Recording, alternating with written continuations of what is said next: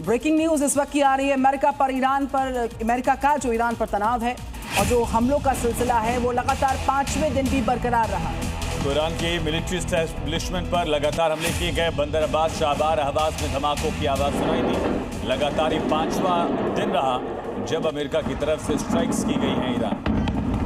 Iran के सैन्य ठिकानों पर ये अटैक्स हुए। बंदर अब्बास चाबहार अहवाज में धमाकों की गूंज सुनाई पड़ी है। ताबड़तोड़ हमलों का सिलसिला बरकरार है।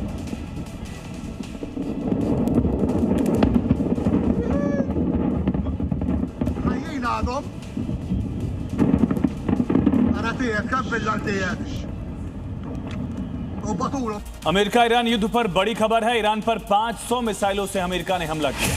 तेहरान में कई जगह पर धमाके हुए हैं। अमेरिकी अटैक्स में 35 लोगों की मौत और 300 से ज्यादा लोग जख्मी हो गए हैं। अमेरिका मिसाइलों की बौछार कर रहा है। बारूदी बारिश का असर दिखा जा रहा है। मिडिल ईस्ट में एक बार फिर से महायुद्ध की आग भड़क गई है।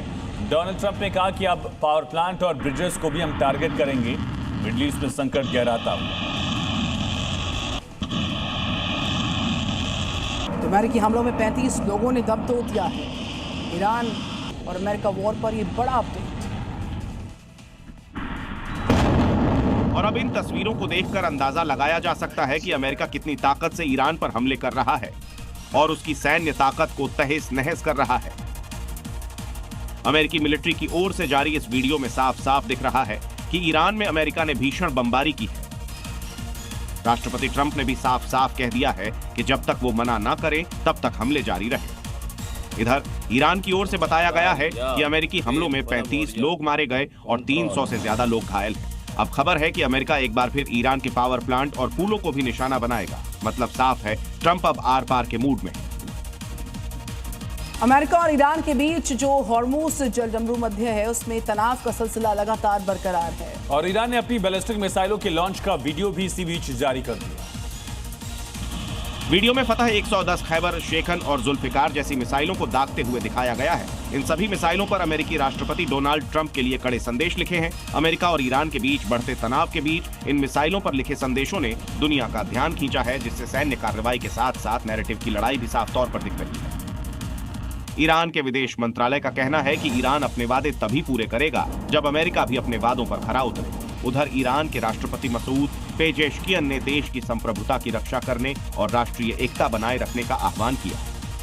ओडिशा के पुरी में रथ यात्रा की तैयारियां पूरी हो गई।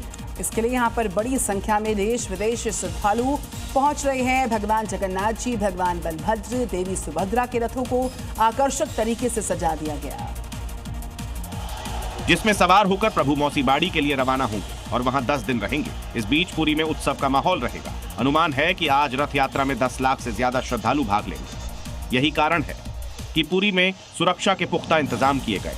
पुरी में रथ यात्रा की परंपरा लगभग 1200 साल पुरानी है। मान्यता है इस दिन भगवान गर्भगृह से निकलकर खुद भक्तों के बीच आते हैं। इसमें उनके दर्शन में आम खास सभी शामिल हो जाते हैं। इसे भक्त भगवान का मिलन उत्सव भी कहा जाता है। रथ की रस्सी खींचना सबसे बड़ा पुण्य माना जाता है। तो भगवान जगन्नाथ जी के जयघोष के साथ ये शानदार तस्वीरें सुबह सुबह आपके सामने जी न्यूज पर एक्सक्लूसिव। अहमदाबाद से जगन्नाथ जी के दर्शन कर लीजिए। तो गृह मंत्री अमित शाह ने आरती भी की थी और तमाम भक्तों की भीड़ आपको नजर आ रही है। ब्रह्म मुहूर्त में भगवान की रथ यात्रा निकाली जा रही है और अहमदाबाद में ये 149वीं रथ यात्रा है। दशकों से इसी तरह से भक्तों के जोश, उत्साह, भक्तिभाव और श्रद्धा के साथ रथ यात्रा निकाली जाती रही है। तमाम इंतजाम किए गए, पहले से ही नोटिस की गई थी कि कोई भी व्यवस्था में अड़चन ना आए। तो भारी संख्या में श्रद्धालु इस रथ यात्रा में शामिल होने के लिए यहाँ पर आए हैं। और इसी बीच एक बड़ी खबर है। दिल्ली से पीएम मोदी की अहम बैठक से जुड़ी बड़ी जानकारी सामने आ रही है। बीजेपी के कई वरिष्ठ नेता शामिल हुए इस बड़ी बैठक में। अमित शाह, नितिन नवीन, बीएल संतोष शामिल हुए।